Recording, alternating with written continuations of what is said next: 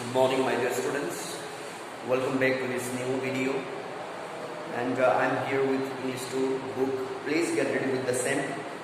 And please open up your book on page 12 for lesson number 3.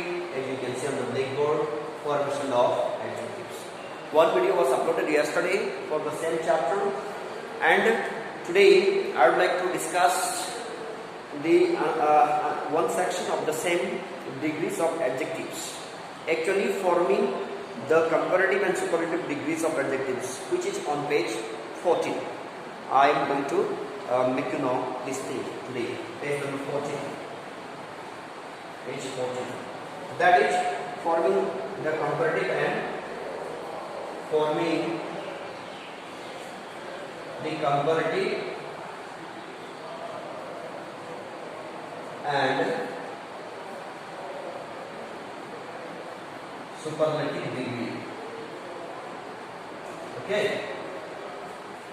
You see, we could see yesterday adjectives are formed from two words, noun and verb, by adding suffix. We can know this rule yesterday.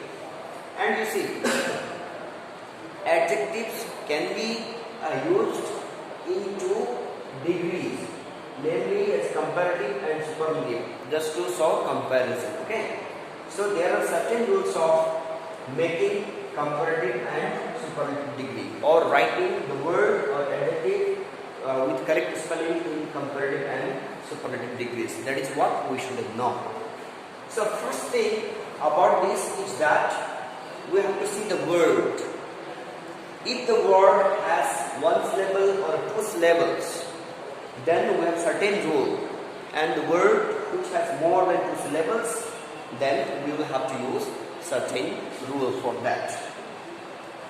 You see, first is called positive degree. Positive degree means the word itself, where there is no comparison. For example, if we write strong, you see, I have written the word strong, and we know strong is an adjective. Now you see, strong, it doesn't mean any comparison. No comparison is made. I am strong, I can write. I am strong. That means it's being told about me, only one, no comparison. That's why such word itself is called in positive degree. Okay? The adjectives that we use, okay, without any comparison is called positive degree. The adjective is in positive degree. Now, how to make such adjectives, how to write such adjectives in comparative and superlative degrees? You have to see this. Now see, let's have this comparative degree,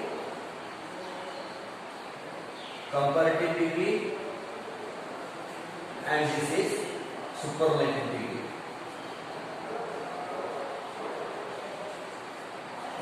You see, when there is only one syllable, then just add er and est. Er in comparative and est in superlative. For example, the same word, strong. So, stronger. Er, this one. And its superlative is strongest. Est. Here we have added er, here we have added est. This is the first rule. When the word is having only one syllable, then we must add er to make comparative and est to make superlative. So this is very common, and all know this thing, er and est. Okay. You see, page number 15, spelling rules for forming the comparative and the superlative. This is very important section given there. Add er or est to most adjectives ending to form their comparative and superlative. It's being taught about this one. So most of the adjectives take er in comparative degree and est in superlative degree. So this is the basic rule of forming adjectives from forming this comparative and superlative degrees of adjectives. And what does the second rule say? Second rule is that add er or st to two syllable adjectives ending in le to form their comparative and superlative degree.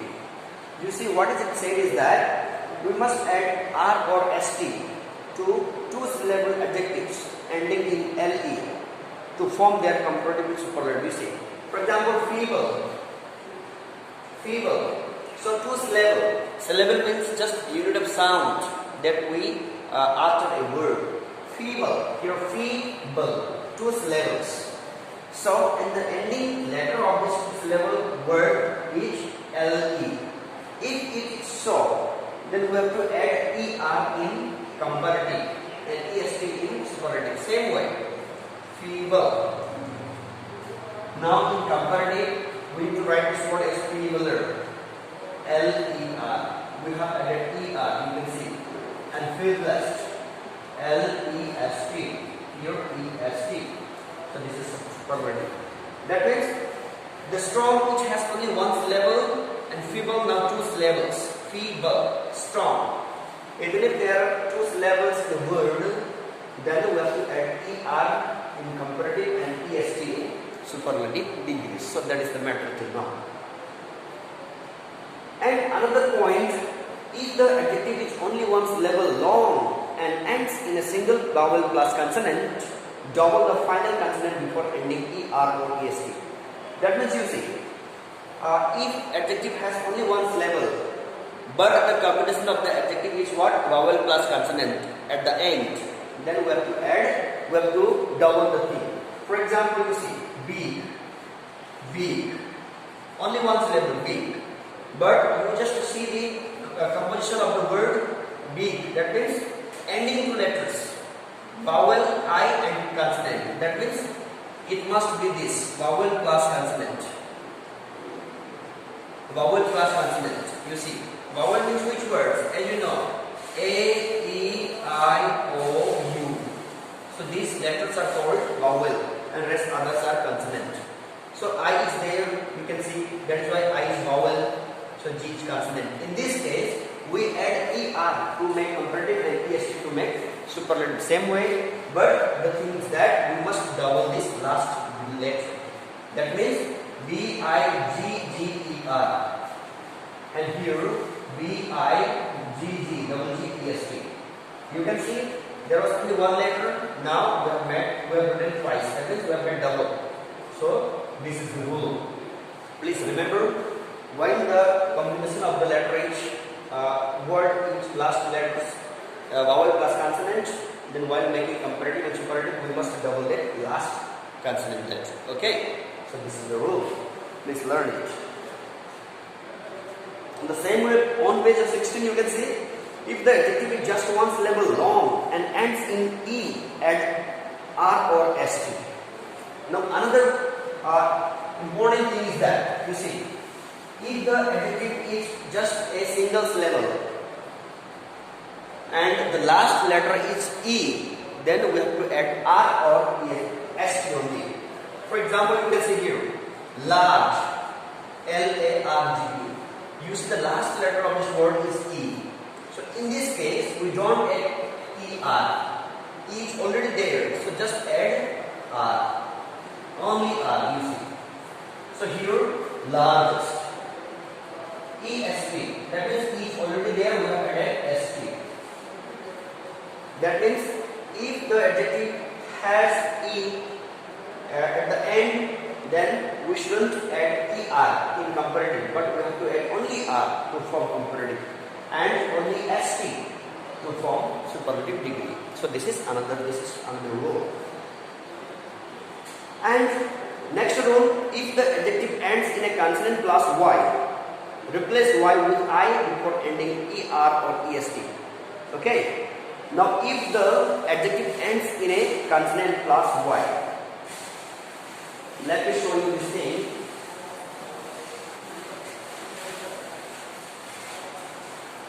If the adjective ends consonant plus Y, then replace Y with I and add ER or EST. For example, you see, you have a lot of examples. Lazy, for example, lazy. You see, let's write this word here, lazy. So last word, last letter is Y, and before this last letter there is consonant. Z is consonant.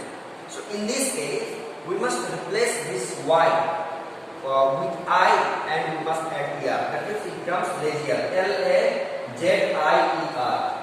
And here L-A-Z-I-E-S-T. You see, this Y has been replaced with I. No Y, no Y can be seen in these two words. That means when the last letter is Y and just before that consonant is there, then we have to replace this Y with I and only then we have to add ER. You see, ER has been added and EST has been added here to make superlative degree. So this is one of the important rule.